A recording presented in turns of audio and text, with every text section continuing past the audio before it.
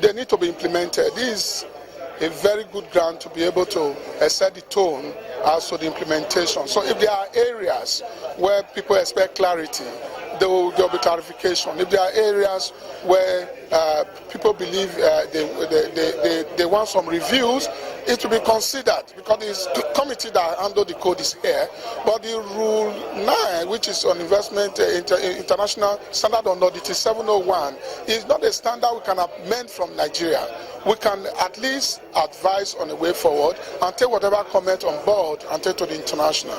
Those are the things that we intend to go away with. It was this organization that brought the international financial reporting standards into Nigeria, the IFRS implementation. Indeed, I was chairman of the national roadmap, and if you look at financial statements published in Nigeria today, they are already at the international level.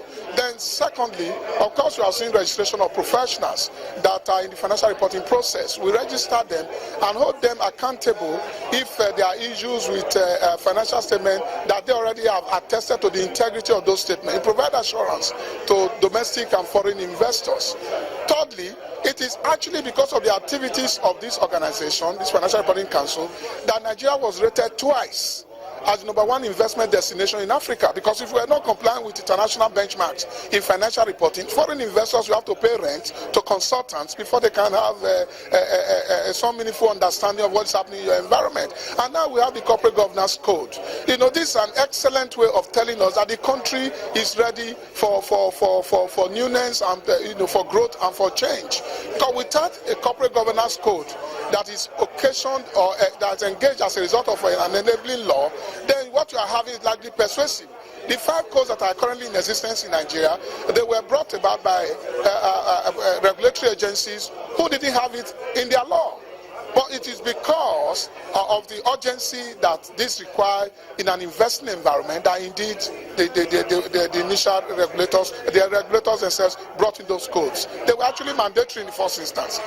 Now we have one that is situated in section 71, section 51 of the Financial Reporting Council of Nigeria Act, which says that there's a committee that will issue a national code of corporate governance, which we have done rightly well. So the country is moving forward, and we are contributing our own quota desperately. We are not responsible for recession, but I've already told you that our organization definitely is, from the work we do, it will ensure that the recuperative mechanism of the economy to get out of recession engages itself or engages themselves. If you notice what I said earlier, when you are talking about recession, it usually starts from control. By the time monetary authorities start controlling the rates, they control the interest rates so as to ensure that inflation is not too high in an economy. When they do that, if it is not properly handled, it will lead to costlier credit. Because if interest rates are high, people will not be able to borrow. Now, when it leads to costlier credits, those who live on credit in doing their business will not be able to pay those interest rates. If they are not able to pay, then they will cut down production, lay off staff, or even do both. Now, those who are also borrowing, will not also be able to borrow. If you lay off a staff, what his immediate response will be to reduce his own expenses. And if he cut down his expenses, the multiplier effect will start playing out. You will discover that even in our own jurisdiction, the moment interest rate went up, people started taking money from their savings and began to invest in higher yielding instruments, including the banks themselves. And when that happened, the regular thing is that you won't see money to borrow. And if you don't see money to borrow, you cut down production. You cut down production and lay off staff, those ones will not have money to spend. If they don't have money to spend, you are definitely looking at a recession in your hands. Well, we're counting down to the end of the year, and we're still talking about financial services. The Central Bank of Nigeria and the Nigeria Electronic Fraud Forum are firming up strategies to limit the activities of fraudsters next year. That the blockchain technology is a disruptive technology, and there is no doubt that as practitioners, as regulators, we need to be well informed. And of course, because we know that fraudsters will always catch in on something new to perpetrate their trade. As regulators, as operators, we need also to have enough knowledge about this technology. So we are setting up an industry committee to look at this and make recommendations so that when it becomes widespread, it's not going to be a dark hole that our systems will fall into. Apart from the above, a number of recommendations that affect payments beyond fraud were also deliberated upon, and the ensuing recommendations will be communicated to the relevant industry stakeholders. We believe very strongly that these activities will join our other efforts to form our drive in the coming year.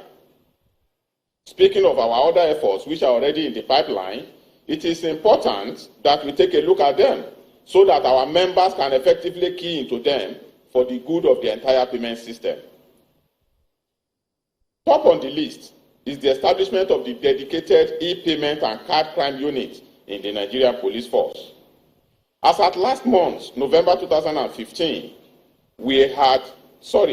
last year, November 2015, we had received approval from the then Inspector General of Police, Mr. Solomon Arase, for the setting up of the unit.